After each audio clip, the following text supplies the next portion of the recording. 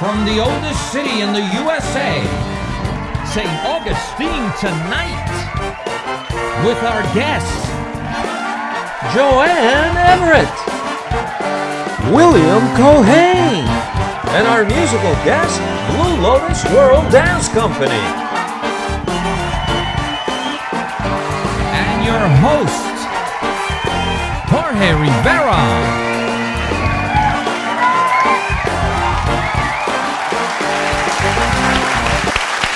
Yeah! Woo-hoo. You know, thank you. Very generous. Your applause was very generous. And as you see behind me, this is our new venue for this show. We'll be doing here another show after Thanksgiving. We're going to take Thanksgiving off, so we need a break. We're very tired and we want to eat a lot. So we're going to take that whole week to eat and then come back the week after Thanksgiving. As you know, the news, there's so much news out there. One of the curious things I found was a story about René Magritte. He's a painter out of Belgium. He is French, you know. And this guy was a surrealist who painted. And he had this painting that he put in a catalog in 1936 or something like that. But as most painters that are living, they're always broke. They're totally broke. They have no money. And so what he did is he took one of the paintings that he had, and he took the canvas and he cut it in 4 pieces. Oh my Lord, he cut it in 4 pieces, and then he painted over it. So the painting that was in the catalog, he died, it disappeared, no one knew where it was. So they went and suddenly they found one of his paintings they found one of his paintings, a piece of his painting in Stockholm. Then they found another piece of his paintings in Norwich.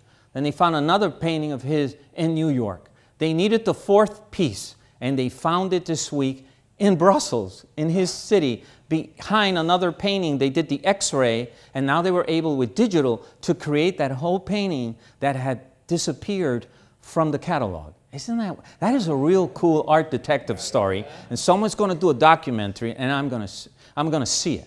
Another thing that was very interesting in the news was the trackable pill. This is a pill that you take, and it has a little sensor the size of a grain of sand. And when you swallow it and it goes down into your tummy, the acids in your tummy activate the sensor and let the doctor or whatever know that you took the pill. And they're going to use this mostly with people who have mental problems. So they're clear that they did take their medication. I think that's wild. And they're going to stop with things like psychosis and other things, but it's very promising. Another thing is, I know you were applauding because it was Single Day in China. 11/11. Oh yeah, this is crazy. They started this thing called Singles Day. Now the way it works is they picked 11/11 because it's 4 little sticks all by themselves. So these are single. The big party was when it was 2011. So it was 11, 11, 11. And what single people do is they celebrate that they're single. And the other thing is they buy gifts for themselves. The economy, if you look at what China bought on the 11th in a graphic and what we buy on Black Friday, it's like the graph is like this. And this is China. It's amazing. I mean, I think they hit $18 billion of merchandise on that day. And that is called Singles Day. And singles get together and they celebrate that they're single. It's also a little bit of Valentine's. Because if you're single and she's single, you try to make contact. So maybe next year you're not in Singles Day. So it's very interesting. Talking of China, something very interesting that has everyone talking is the Chinese now have the fastest supercomputer in the world. Now, the way you measure a supercomputer is, we talked about gigabytes and terabytes. Well, they talk of petaflops. That's how they go. Now, the US supercomputer can put out 17.8 petaflops of speed. The Chinese are at 93. It's not even a contest. Also, the US was the leader of how many supercomputers they had. And we have 143. The Chinese now are at 202. So what the story here is really crazy is the Russians said, Whoever controls artificial intelligence will rule the world in 2030. And the Chinese just this week pumped $150 billion into their AI, artificial intelligence program. So they are moving ahead to the future really fast. I mean, it's Skynet, it's Terminator. I mean, this is getting crazy because if you look also now, Saudi Arabia has started what they call a mega city. They've pumped $500 billion to create a city that is in the future. Flying cars, automated vehicles, super internet everywhere. I mean, it's unbelievable. And they want to make one that is exactly about, several million people, inhabitants. Well, Bill Gates is on that same track in Arizona, putting money into a future city in Arizona, which will probably hold 150,000 people, but we're trying to do this too. And on the Bill Gates story, something very nice. He pumped $50 million in a fund to help dementia and Alzheimer's, to really break the code. And he really feels confident that in less than 10 years, we will have a remedy for Alzheimer's. And I think that's great. And to end, remember when Sony put out the little robot dog in 1999? You guys remember that? It's really cute. Well, they just released the new version. Oh my Lord. It's like a real dog. And they keep it as a robot. You know, they don't put hair on it or anything. No, it comes up to you. It wiggles its tail. If you pet it here, he goes like this. It barks. It doesn't bite, but it does everything else. It's amazing. And it's only $1,700. So I'll take orders in the back later. So tonight's show, our guests, incredible. From Emma, we have Joanne Everette. From Push Salon, where they're pushing the art in the hair, man, we have William Keohane. Oh, yeah. And our musical guests, the Blue Lotus World Dance Company. And we're going to get on that. When we come back, after these messages, we're going to go tribal, baby. See you in a minute.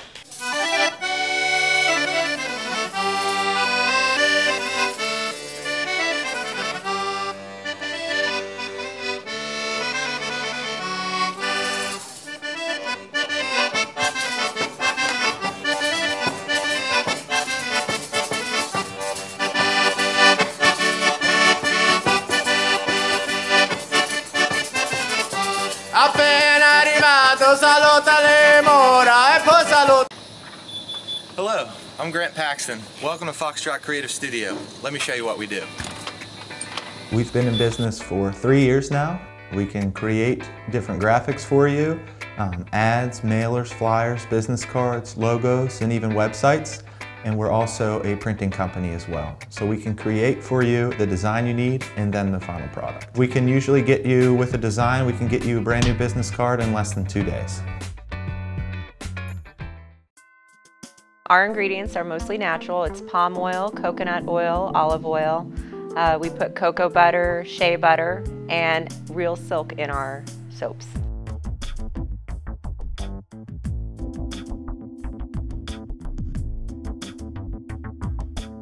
Also, it's something that's pleasing to the eye and you enjoy using it. Come visit us at Antoinette's Bathhouse. At Martinez & Associates, we can help you with many things. Number one is income for life throughout your retirement, which is very important. Number two would be Medicare choices, which are very confusing. Number three is a legacy for your loved ones. And finally, keeping you independent throughout retirement. My name is Tuly Martinez. Call this number y hablamos español.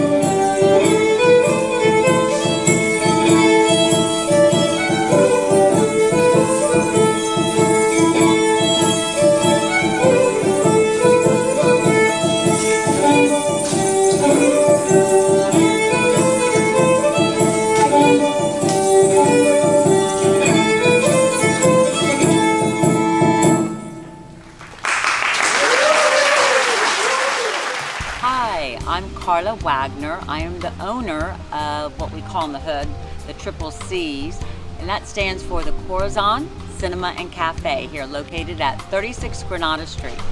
And how many theaters you got in that lovely place? Oh, you haven't been to the Corazon? You need to come on out and see. Come on out. This is one, and this is Theater 2. Last but not least, Theater 3. So what kind of movies do you run here? Oh, we have a variety of different movies. We have classical, foreign, documentaries, you name it, we carry it. We're an art house, so we have a lot of different movies. That's right, you're an art house. Well, I gotta say, I like the way Triple C rolls. Yeah, that's Chaplin, love him. So, you can come here to socialize, you can come here for a great film, or you can come here and have a bite to eat too. So come and see us. Salud. Salud. I like this place. Oh, and by the way, we have a value commodity, and that's lots of parking. We're back, ladies and gentlemen. Oh, yeah. Man, we got a little tribal there. Oh, yeah, we got a little tribal. I like that. I like that. I'm here with Joanne Everette, and she is one of the many people behind the Emma Association. And if you had to tell us in a nutshell, what is Emma? What would you say? What would I say? I would say Emma produces quality music and dance at reasonable prices in partnership with Flagler College. Yeah, and that's one thing that amazes me, Emma, is that, wow, every time that I go to one of your presentations, it's like la creme of whether it's a pianist, whether it's a small philharmonic from some country like Estonia or Jerusalem. I mean, I am flabbergasted when I go there. But tell us a little bit about yourself. What is home for you? What was your community when you grew up? I grew up actually in Washington, D.C. That's a great town. My parents and my brother and I were all born in Washington. We were all born in Doctor's Hospital on I Street. Look it up next time you're there. and so, did you spend your childhood there also? I did not. My parents moved back and forth from the Virginia suburbs to the Maryland suburbs, but always right outside the Washington, D.C. area. My parents and my uncle and aunt and cousins all lived in the same area. Wow. And so when you grew up and went to school, what did you decide to study in school? Well, I decided I wanted to be a teacher. And so I went to the University of Maryland.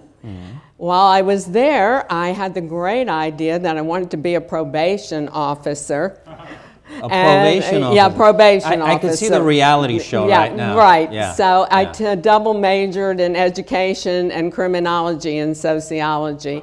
But when I graduated, I moved to Georgia, and in those days, a long time ago, they did not hire women probation officers. Wow. So I had to become an elementary school teacher. Get them while they're young, right? Yes. Yeah. So now you're in Georgia, and how was that experience coming from Maryland, coming from D.C., and now living in the Deep South, because that's the Deep South? It was quite an experience because the first year I taught, I was one of 3 white token teachers in an all-black school that went from K to 12. And it was a very interesting experience. And the next year, the schools were integrated, so I taught 3rd grade. A little progress there. So yeah. How do you end up in St. Augustine? How did I end up in St. Augustine? Well, I lived in Delaware, and my late husband took early retirement from the University of Delaware.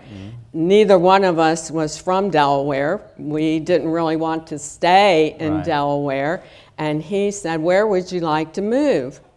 And I told him a story about when I was a little girl, and I came with my family to St. Augustine. And I stood on the fort, and I looked across, and now I know is Davis Shores, and I said, when I grow up, I want to live over there. So when I told Billy that I want to go to St. Augustine, he said, well, let's go.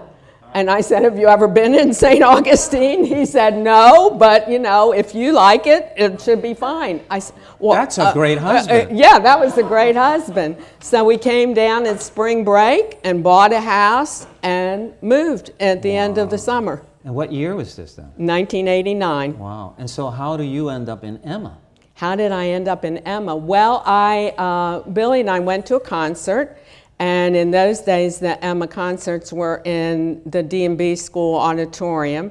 And we were grabbed by a lovely lady named Nella who said, you look like you could be volunteers. And so we got volunteered. She wouldn't let us go and take our seats until we promised to go to a guild meeting. So we went from the guild meeting. We did a lot of work for the guild, and then we joined the board. And 1992, we became board members, and I've been on the board ever since. Wow, it's been a while now. Yeah, it's been a long time. And who started Emma? I mean, how did that? What does Emma mean anyway? Okay, yes. Well, Emma was started in 1979. I actually have the first program from the Emma Concert Association. We are going. This is our 39th season. Next year will be our 40th year. We're going to have a big celebration for our 40th year. But a group of people from the Northeast retired in St. Augustine, and the one thing that they missed was classical music. Yes. And so they had a great idea. Let's start a classical music association. And at that time, Emil Meister lived in St. Augustine. He was a famous cellist that was in his 90s and had retired here. In his 90s. And so they asked for his help, and he gave them a lot of help and suggestions, and you know, they were able to get started. And to honor him, they named the association after him, Emma. Which means? Emma Emil Meister Music Association. So that's where Emma came from. Yes. Wow. A man with a vision at 90 years old. Yes. Unbelievable. Now, what did a ticket cost in those days? Well, in those days, you joined the association. It was actually an association. And so some of the concerts were free. And some of them were as much as $2 for people who were members of the association. It's almost like a co-op. Yeah. And you don't make any money that way. And you're bringing, did you bring quality from the very beginning? Well, Madame Richard did the first performance, and she was a famous pianist that lived here in St. Augustine. And they had groups like they had a choir from the University of Florida. There was a woman, Barbara Manafort, who lived here in town, who just donated her services. She was an opera singer, and they brought in local talent. Wow. So. Because, you know, I go and I'm always impressed. When you had this gala now, you brought from the Orlando Jazz Orchestra. Oh my Lord. They were wonderful, weren't they? They rocked the house. They were just incredible. And I see now, for that event, it was quite full. You guys are at the Lewis Auditorium all the time? Yes. Because? Because when they built the Lewis Auditorium, my late husband, Dr. Ross, was president of Emma, and he was good friends with Dr. Proctor, who was then president of Flagler College. Helps. And they signed a memorandum of agreement to become partners, and Dr. Proctor wanted the concerts to be in the Lewis Auditorium. That is an awesome venue. Yes, I mean, it is. It really is. It's a very classy place. And we're so fortunate to have that, yes. So you brought quality from the very beginning.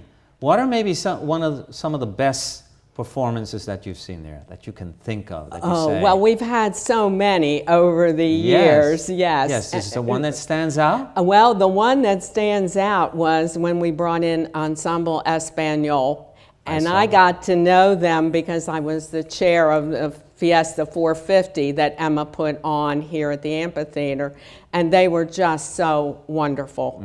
And they loved it here so much, and the people responded so well. We brought them back, and they performed in Lewis Auditorium. Just the costumes, the dancing. Yes, it was I just, saw them. it was magnificent. And they end every performance with Bolero, and that, you just can't beat that performance. I remember that, with the costumes, the fans, the movement.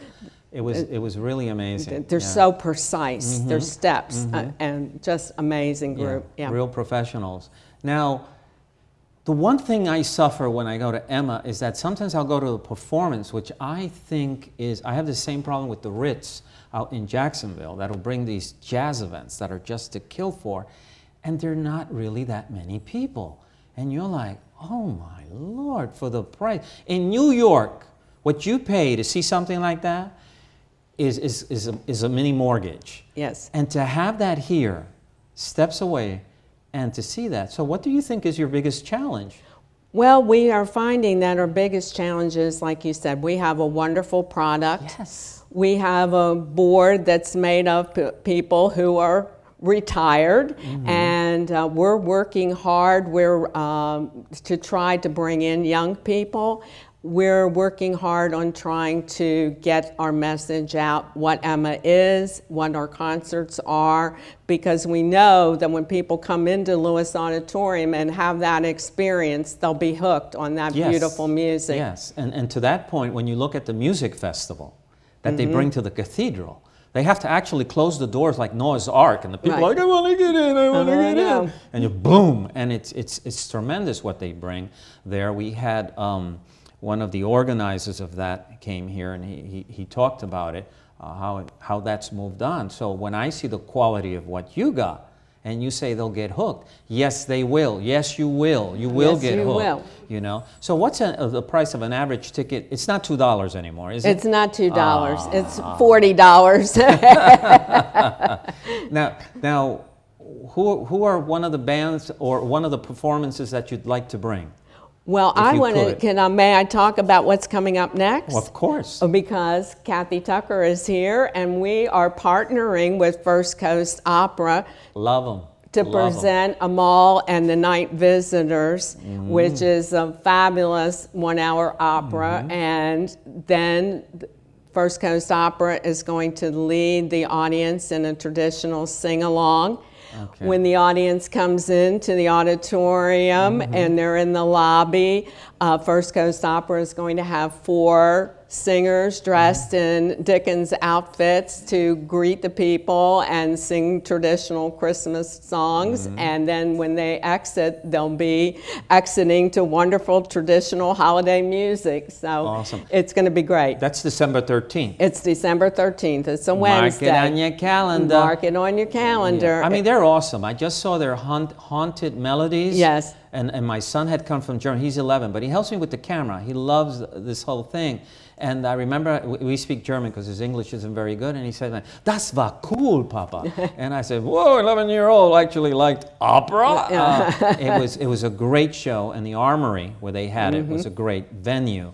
So now another thing I noticed is that on your board, there are older people on this board. So how do you think you're going to bring new bloods in? Yeah, well, that's a good question. We're working hard on trying to encourage new people to come on our board. So that's the job of every board member, is to talk to friends, talk to people, and see who we can find that. I want to say that everybody on our board has a job. Right. So it's not just that you join the board. It's that you are going to work. You're going to be doing programming. You're going to be doing advertising, publicity, marketing, and so we're trying to find people that not only have the skill set but the time to devote to the Emma Concert Association. And I know bringing a lot of these performances is not cheap, but if money were not out of the question here, who would you like to see? Well, we would love to bring the Cleveland Symphony Orchestra, which would be wonderful, and their price is $150,000. So hey, we'll pass a little hat around here. Anybody who wants to sponsor. Wow, I'd love you to bring like Alvin Ailey Dance Company out of New York. They're amazing. fabulous. They're yes. also the Paul Thomas Dance Company in New York. Would be awesome to see Wouldn't them that be here. wonderful? That Yes. would be very wonderful. I thank you, and I thank your association for bringing us culture of this caliber, of this quality, because it's like, sometimes I feel like St. Augustine doesn't really know what it has. It's taking something like this for granted. Yes. And it breaks my heart that in that venue, you bring these performers that travel the whole planet and they're just standing ovations, and you bring them here. So I thank you. Thank you. Thank you. Thank you. Let's give these people a hand, ladies and gentlemen. Thank you, thank you. That's for you. And when we come back after these messages, we're going to talk to William Keohane about Push Salon. Thank you. My name is Manny. I'm the owner of La Gerencia Cafe. We're located at 4 Avila Street, the oldest street in the oldest city in the nation. Our menu features breakfast all day and lunch. We have a variety of omelets, a variety of sandwiches, Cuban sandwich, medianoches, Elena Rue, pork sandwiches. We also have a feature item, it's called the Guajiro, which is was featured in a PBS special. Some of our house specialties is ropa vieja, typical Cuban picadillo, and roasted pork with black beans and rice and plantain. Cuban coffee, Cuban espresso, café con leches, cortaditos. We have a selection of domestic and imported beers and a selection of wine. We also make our own mimosas and sangrias. So next time you're in St. Augustine, pass by the oldest street and come into La Gerencia and have good food, good friends, and a good time. And by the way, se habla español. Hi, my name's Dana. I own Sweet City Cupcakes, and we're located at 233 West King Street. We specialize in custom cakes and cupcakes. We use fresh and local ingredients and bake fresh daily. Each of our cupcakes is decorated with a unique look to complement the flavor. We have signature cupcakes such as the Marilyn, the Elvis, the I Love Lucy. We have a unique vintage look. Stop in and say hello. Have a cup of coffee and a delicious cupcake. Even better yet, take the box home to share with the family. We're back, ladies and gentlemen. We're here with our second guest, William Keohane from Push Salon. I'm so happy to have you here because I've been to your salon, and I discovered it through an event that was going on, because it's also a place where things happen other than hair. And I said, I need to bring this young man to the show. I have a lot of questions for him. This is super cool. That was my feeling. And so... well, that's what we want people to feel. And so you've been in St. Augustine how long now? About 6 years, 7 years now. Okay. And you know St. Augustine before that, do you? Before the 6 years? No. No? Briefly, okay. I came to visit my parents. Right. Your parents were here. Yeah. So my question is, so when you look at the community where you grew up, where was that?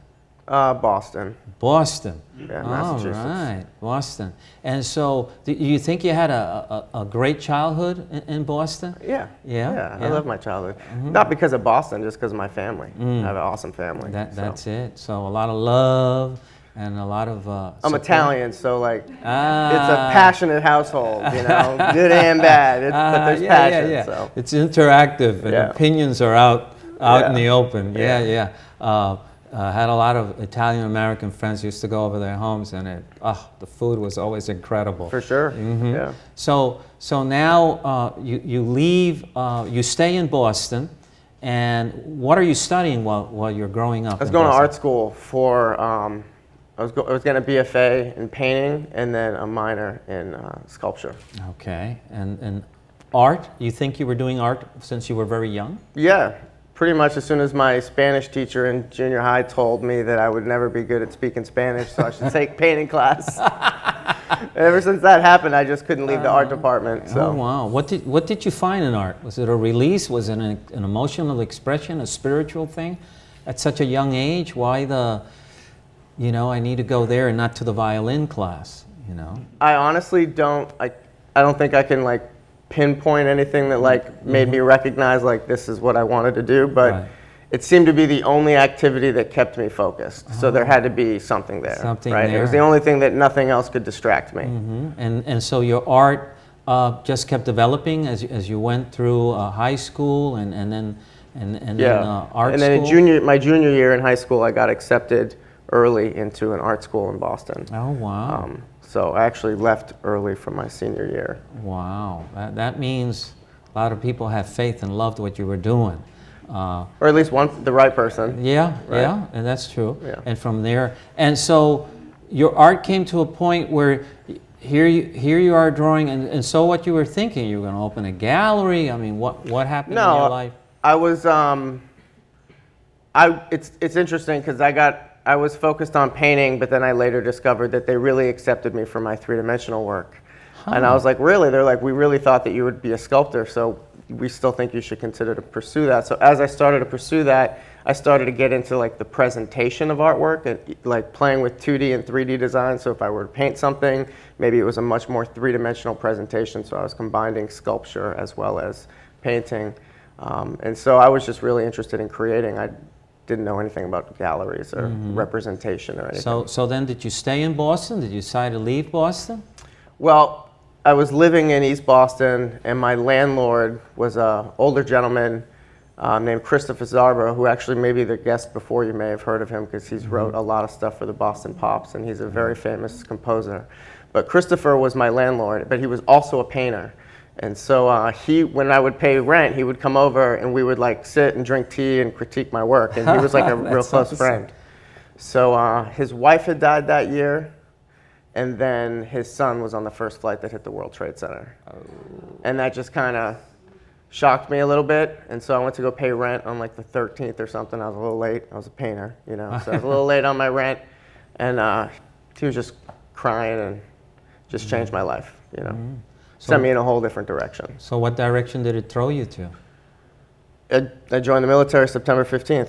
Wow. You know, wow. So it was I call it my physical awakening. Huh. You know, I've had things happen to me that made me realize there was something bigger than myself. Okay. But then this was something, holding this old man, crying, I'm looking at his body and my body, and I just said, I got to do something with it. Yeah. So I joined the Navy. The Navy. And where did you end up in the Navy? Where did they send you? Baghdad, baby. The only place they're going to send you in 2003, you know? Oh, wow. So, yeah, I ended up in Iraq. And so while you were in the Navy, did you still pursue art? Was there time for you to get away and draw or whatever? You know, Iraq is very big, and the desert is very empty. So there's a lot of like convoys, and I was part of a very specific security detail that we would provide security for large convoys. So you're driving a lot, and so I would just sit, if I wasn't on the gun, then I would be sitting down and I'd be drawing on MRE boxes with Sharpies and pens and stuff. So what were you drawing? Do you remember were you drawing what you were seeing, or? Yeah, just what I was seeing. Oh, wow. It's pretty cool. I look back at it every once in a while, you know. And did anyone comment on what you were doing? Yeah, there was a reporter from the Ventura Star, which is a newspaper out in California, which is where my home base was, which was Port Hueneme. So there was a reporter out there, and she had seen me drawing. So she came and interviewed me, and she must have made me sound like this poor artist out there that had like, you know, whatever. So they had this, I just have to draw the desert or something. But oh, that's so funny. Because I got a package like 4 months later, and it was like tons of drawing and paint. I'm like, I can't even do anything with this. Your own art store. I had like an art supply store in Iraq. It was actually kind of awesome. Oh, wow. So now you're there, you serve your time, you come back to the States. And so the question is, you're in art. How do you end up doing hair? It's because of Iraq. My life was like the perfect like prefix to itself. It was like everything was like art school taught me how to be creative. The military taught me how to have discipline. And I was able to apply discipline to my creativity, which has brought me to my craft now. But the reality is, while I was in Baghdad, we had like won the war. And so, I love the way you say that. But we had won the war, and so we were just kind of providing a security for a base camp.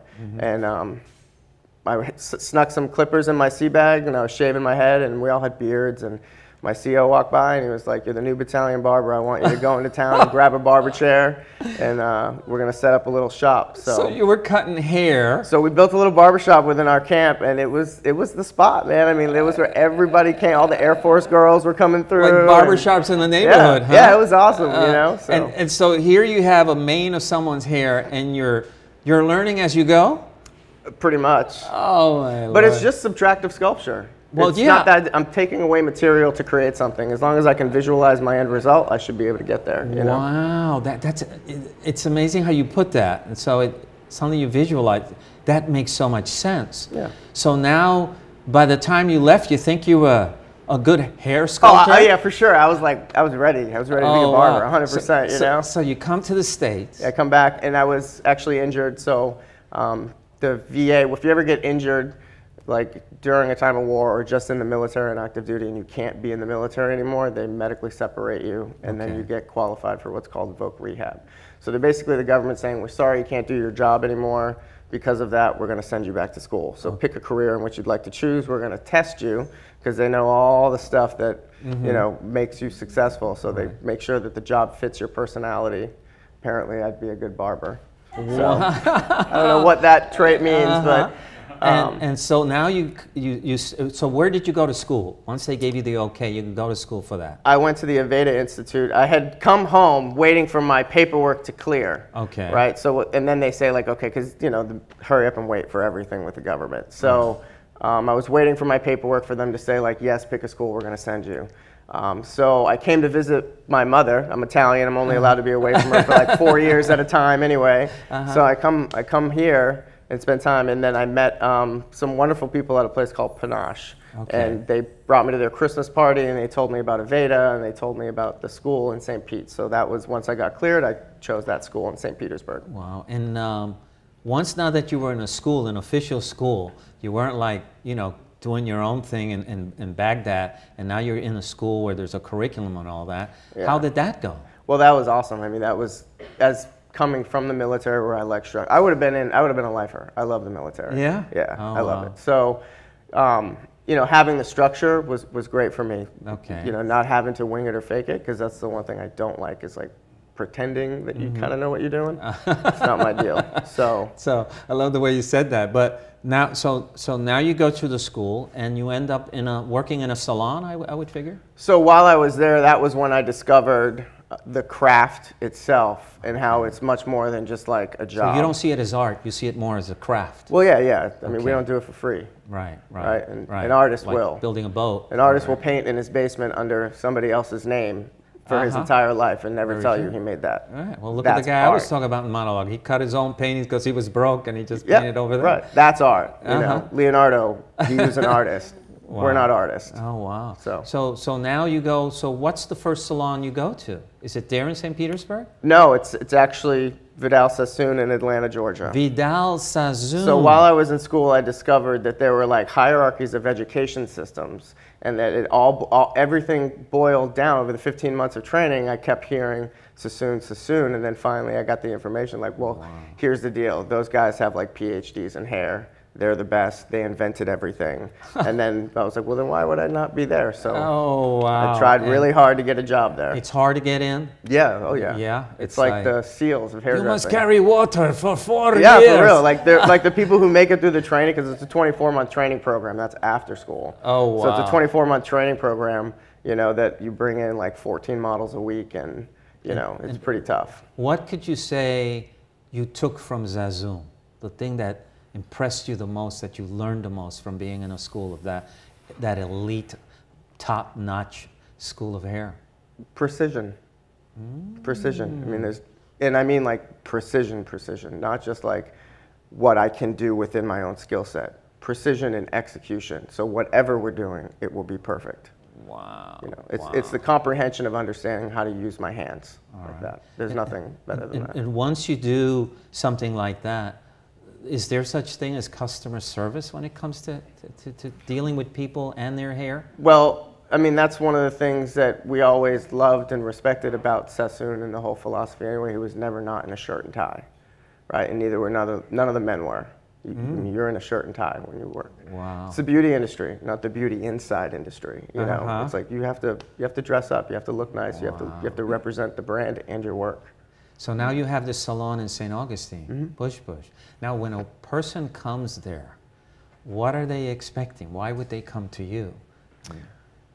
I just answered this question today. Somebody else drilled me on like the exact same question. What would make us unique, and why would someone choose? Well, yeah. For me, you know, what you can expect is probably somebody or an experience that is unlike most other salons.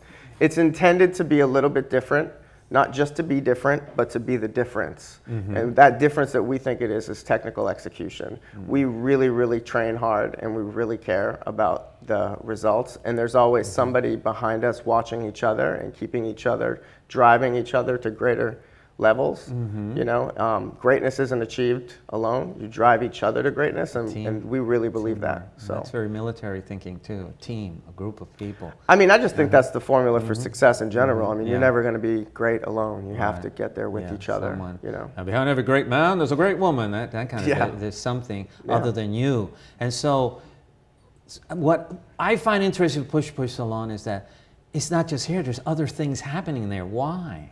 Well, because hair is only one aspect or one medium of what it is. We're talking about culture, right? It's culture.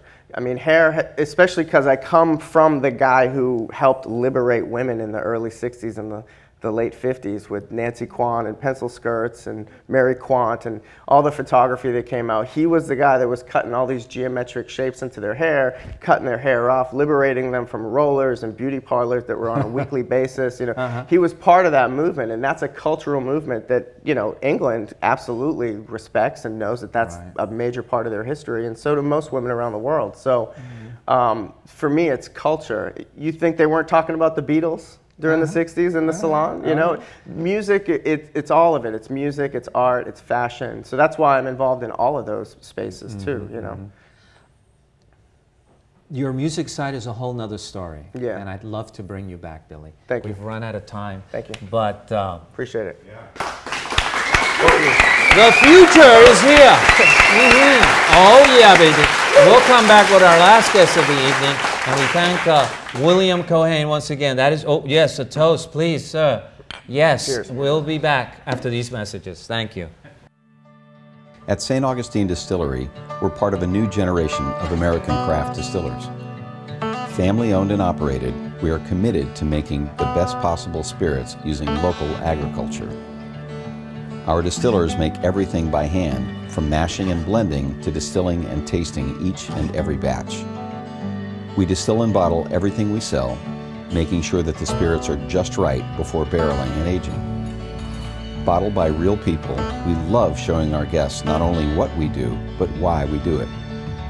We're passionate about educating our guests to not only what goes into each bottle, but how to make the best possible cocktails. We love St. Augustine, and thanks to your purchases, we're able to give back to the community and help local organizations each and every day. Thank you for your support. Thank you for your support. Thank you for your support. St. Augustine Distillery, handmade with pride in the nation's oldest city.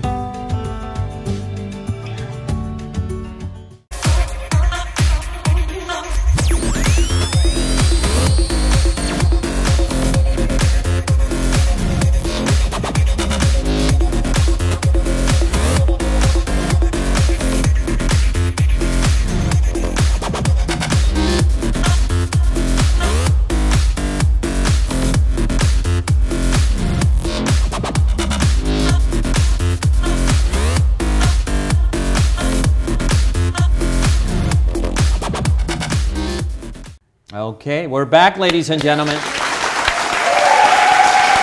And we are with Gina Marie Newman, who's the face behind the Blue Lotus World Dance Company. Wow, wow. And the dance after our monologue was lovely, lovely. So let me start with you. I love to ask this question. Where was home for you growing up? Home for me growing up was Ocala, Florida.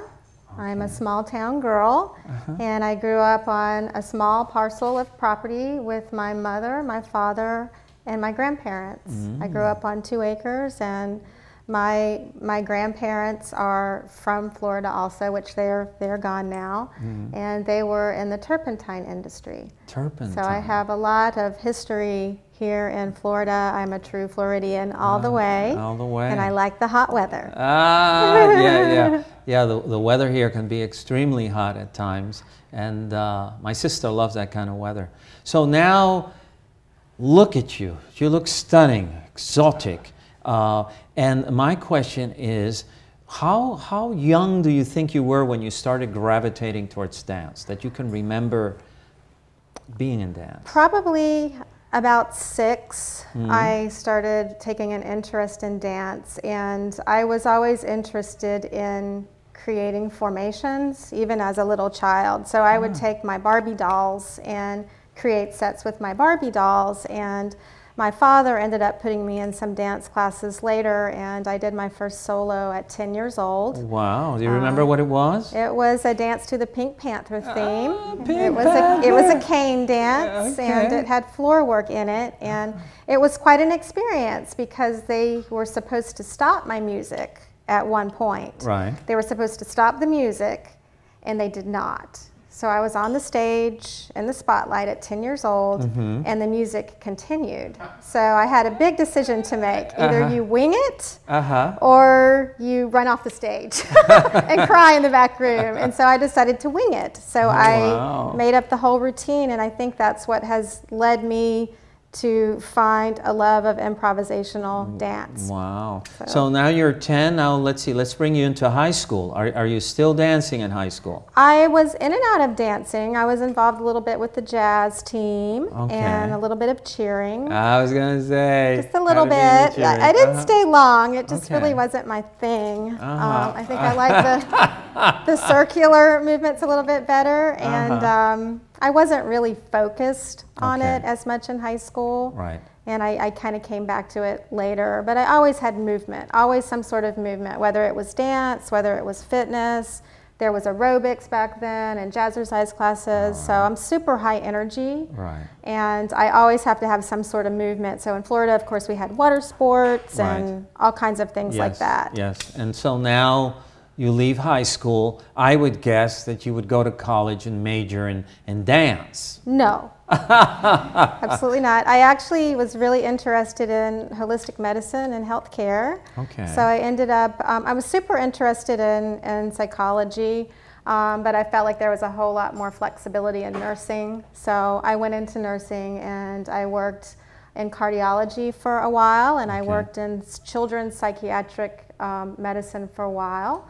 I was a psychiatric nurse on a crisis unit, and I was actually the nurse in the residential unit. So we had children that were severely emotionally disturbed, and I would see those children every day, which caused a lot of burnout for me. So I kind of gravitated back to dancing, and I didn't set out to be a dance teacher, by the way. I did not set out to have that was my question. So while you're doing all this, that's intense work, and it's the kind of work, I mean, I was a fireman for a while, and I've done other stuff, where you try to leave it at work, but it emotionally, it stays with you, and you think sometimes about it. But so you're still doing dancing on your time off then? Yes. And you're gravitating to what kind of dance? Any kind of dance, particularly jazz. Jazz. I really love jazz dance a lot.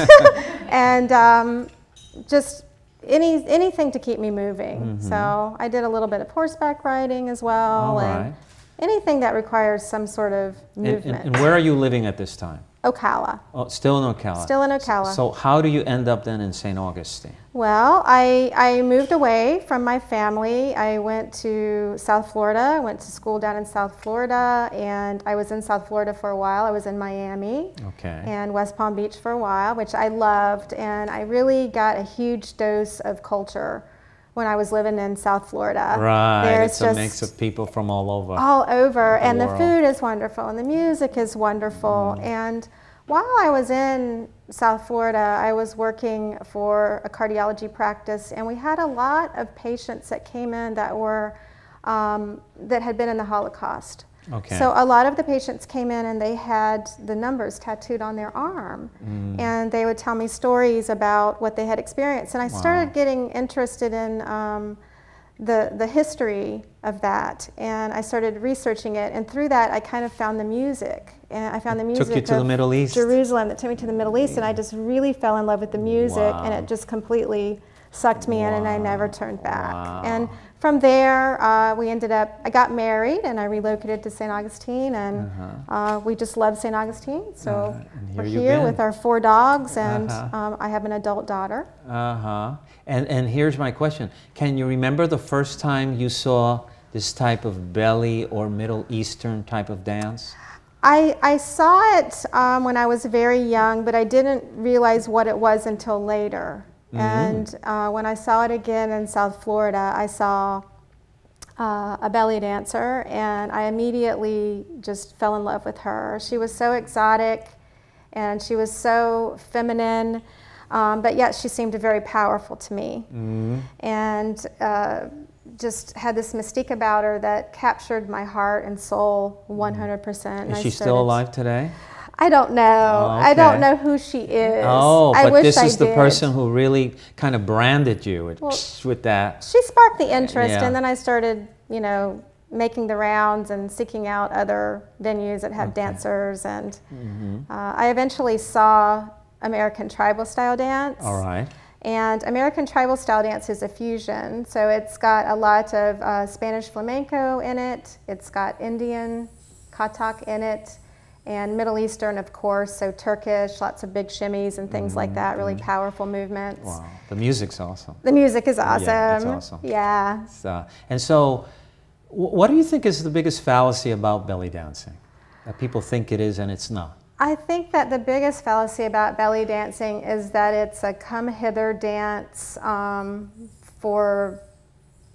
that it's a provocative dance. It's an erotic for dance. members of the opposite sex, that you're using it to lure someone in or cast a spell upon them, and that is not it at all. It's actually historically a dance that is for women by women and was historically danced in the privacy of homes, and the movements were actually passed down through the family between the grandmothers and the mothers and the daughters. And through limited research, I haven't researched heavily because I'm not a historian. Right. I'm busy creating choreography.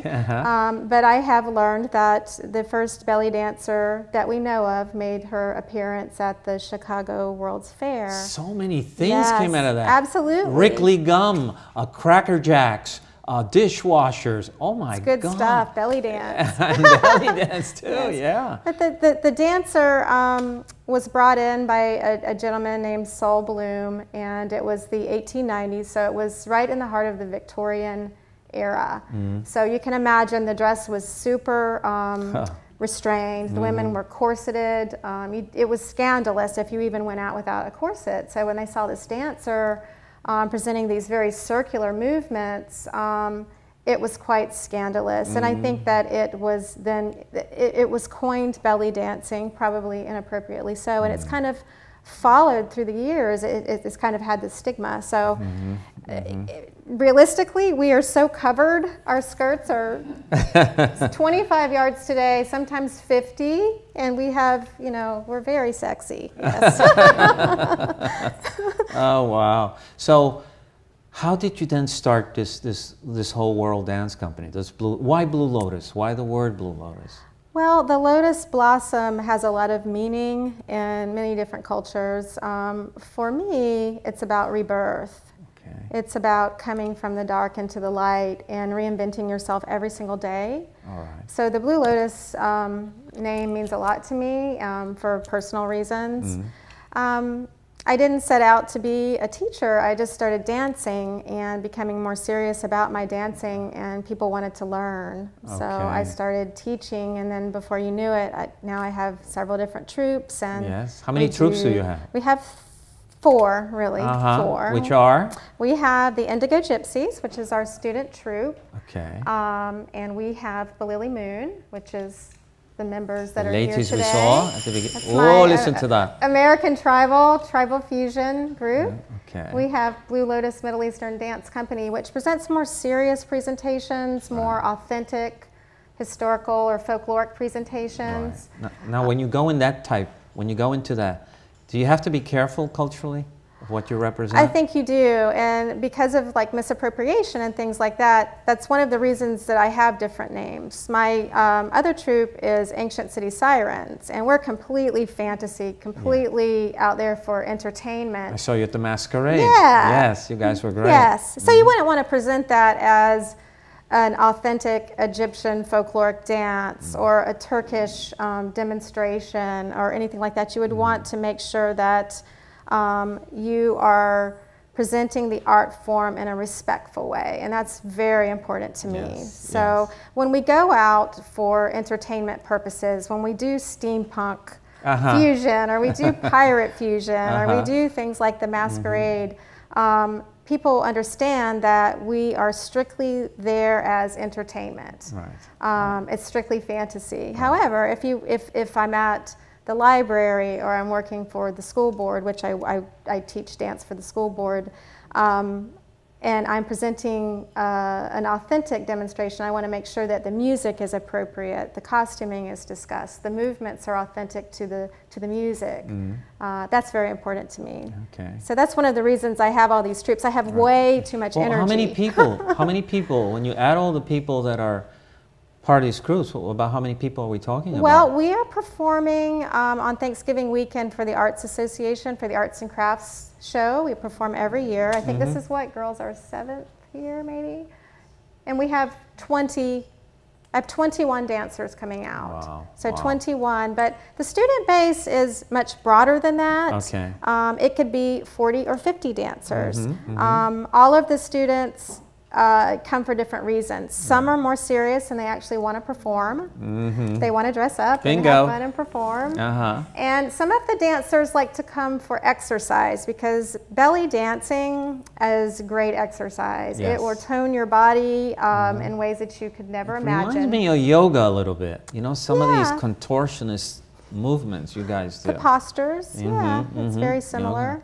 Wow. Now you have a festival. I do have a festival. Yes, this is the one coming up is what? This would be number 5. Number 5. Yes. What's that festival all about? The festival is called the Sweetheart Gala, and it's a belly dance festival or world dance festival, because we have other styles of dance, not just belly dance. But it's a 3-day festival that takes place the last weekend of February, so it's coming up 2018. And we have guest instructors. So this year I have 7 guest instructors that are coming, and they will present a variety of styles. We have dancers that come locally and regionally, sometimes even internationally. Yes, to I visit think the one of these gala. instructors coming all the way from Egypt. Yes, we have an Egyptian master instructor coming this year, so we're all very excited. Wow.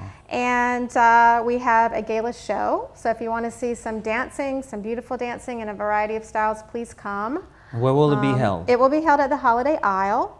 Where's that? St. Augustine Beach, which for those of you that don't know, the Holiday Isle is becoming the next Guy Harvey resort. So it's completely renovated. There's a plug for Holiday Isle.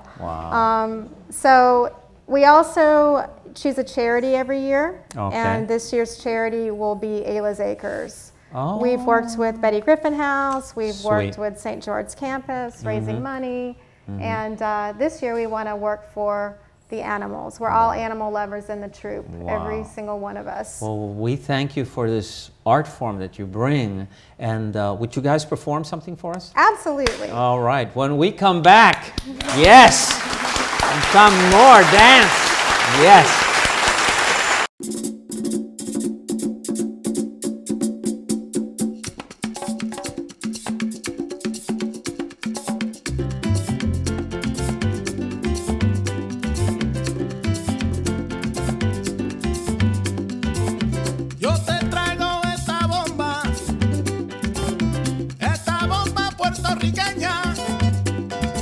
Yo te la traigo de Cupey, de Vega Baja y de Santurce.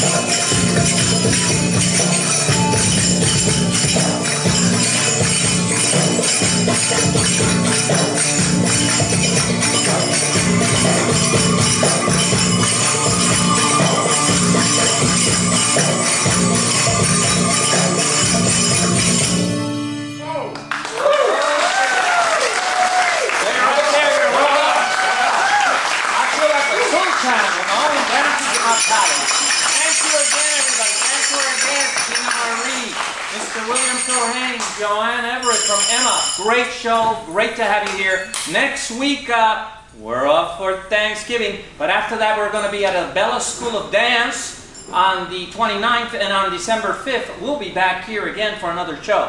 So thank you, thank you, thank you.